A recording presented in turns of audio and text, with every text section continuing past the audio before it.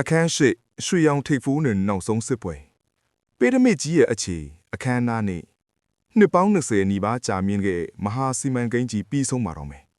ပေရမစ်ကြီးရဲ့ထိပ်ဆုံးမှာတက်စမစ်ပီရမီဒီယံရုတ်ခေါ်တဲ့ရွှေအစစ်နဲ့မွမ်းမံထားတဲ့ကြောက်တုံးထိပ်ဖူးကြီးဟာနေရောင်အောက်မှာစူးရှစွာတောက်ပနေပါတယ်ဒါပေမဲ့အခန်းအနားစင်မြင့်ပေါ်မှာတော့အခြေအနေတွေမကောင်းပါဘူး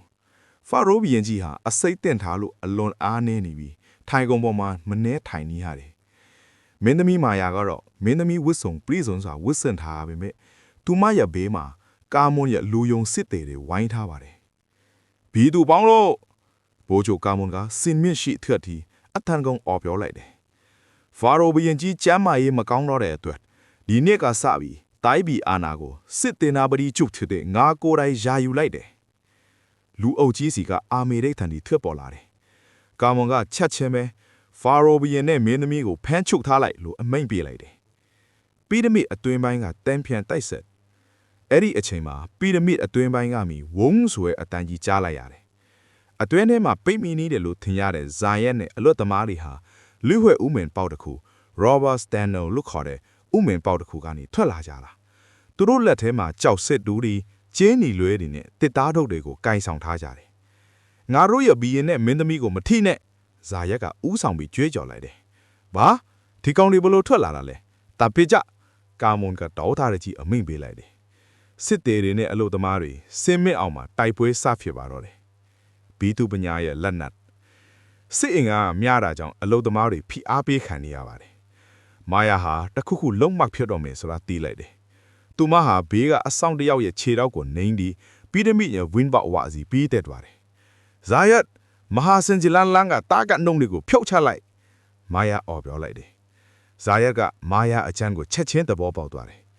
ပီရမစ်အတွင်းထဲမှာကြောက်တုံးကြီးတွေကိုပိတ်ဆို့ဖို့အတွက်လှုပ်ထားတဲ့ granite တားကန်တုံးကြီးတွေရှိပါတယ်ဒီကြောက်တုံးတွေကိုကျိုးတွေနဲ့ဆွဲတင်ထားတာပါဇာယက်နဲ့တွတ်ငယ်ချင်းတွေကပီရမစ်ဝင်ပေါက်အဝါစီပြီးတက်လာတဲ့ကာမွန်ရဲ့စစ်သည်တွေကိုရှောင်ပြီးအတွင်းထဲပြေးဝင်သွားကြတယ်ပြီးတော့တားကန်တုံးကြီးတွေကိုထိန်းထားတဲ့တစ်တားတန်တွေကိုတူးရင်းနဲ့ရိုက်ချိုးလိုက်ကြတယ်ကွမ်ကွမ်တန်မျောစွာလေးလံတဲ့ကြောက်တုံးကြီးသုံးတုံးဟာလောဆောင်ရှော့အတိုင်းဒလဟန်းရှော့ကြလာတယ်ဝင်ပေါက်ကဒီတက်လာတဲ့စစ်သေးတွေဟာကြောက်လန့်တကြားနောက်ပြန်ဆုတ်ပြေးကြရတယ်ကြောက်တုံးကြီးတွေကဝင်ပေါက်ကိုပိတ်ဆို့လိုက်ပြီးစစ်ကူးလာမဲ့လမ်းကြောင်းကိုဖျက်တောက်လိုက်ပါတော့တယ်ရွှေအောင်ထိပ်ဖူပေါ်ကတိုက်ပွဲအောက်ခြေမှာရှုပ်ထွေးနေချိန်မှာကာမွန်ကမာယာရှိတာပီရမစ်အပရောပိုင်းကိုဓာဆွဲလိုက်လာတယ်မင်းပြေးမလို့ဘူးမင်းသမီးမာယာကစောက်လုံနေစင်ကန်းပေါ်ကနေအပေါ်ထက်ကိုတက်ပြေးတယ်။ကာမွန်ကနောက်ကထက်ချက်ခမလိုက်လာတယ်။အပေါ်ဆုံးအဆင့်ရွှေရောင်ထိပ်ဖူးတက်ဆင်မဲ့နေရာရောက်တော့လမ်းဆုံးသွားတယ်။ခုံကြမလားငါလက်နဲ့သေးမလား။ကာမွန်ကရုပ်တင်စွာပြုံးနေတိုးကပ်လာတယ်။ရုပ်တရက်ဘေးကစင်ချမ်းပေါ်ကလူရိပ်တစ်ခုခုံဝင်လာပြီးကာမွန်ကိုဝင်တိုက်လိုက်တယ်။ဇာယက်ပါ။ငါရဲ့ပြိုင်ဘက်ကငါပါ။ကျင်းမြောင်းနဲ့ပီရမစ်ထီဖျားမှာဇာယက်နဲ့ကာမွန်တို့တိုက်ခိုက်ကြတယ်ကာမွန်ကစစ်ရေးကျွမ်းကျင်မှုကြောင့်ဇာယက်အထီနာနေတယ်။ဒါချက်တစ်ခုကဇာယက်ရဲ့လက်မောင်းကိုရှက်ထီသွားတယ်။ဇာယက်မာယာအော်ဟစ်လိုက်တယ်။ကာမွန်ကဇာယက်ကိုအစင်းစီမဲ့မှုဓားမြောက်တော့ချီမှာမာယာကသူမအနားမှာရှိတဲ့တစ်တားရှက်တစ်ခုကိုကောက်ယူပြီးကာမွန်ရဲ့ခြေထောက်ကိုပစ်ပေါက်လိုက်တယ်။ပြင်းကြီးပြစ်သွားတဲ့ကာမွန်ဟာရိုင်သွားပြီးပီရမစ်ရဲ့မဆောက်တဲ့မျက်နှာပြင်ပေါ်ကနေလိမ့်သွားကျသွားတော့တယ်။အောင်မြင်တဲ့ကြည်ကွေးမှု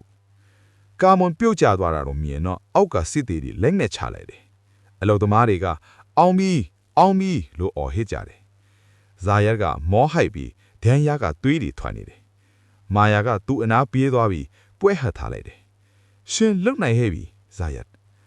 ဒါပေမဲ့ရုတ်တရက်မိုးကုတ်ဆက်ခုံစီကနေမဲမောင်တို့ရဲ့တိမ်တယ်ကြီးတစ်ခုလိမ့်တက်လာတာကိုသူတို့တတိထားမိကြတယ်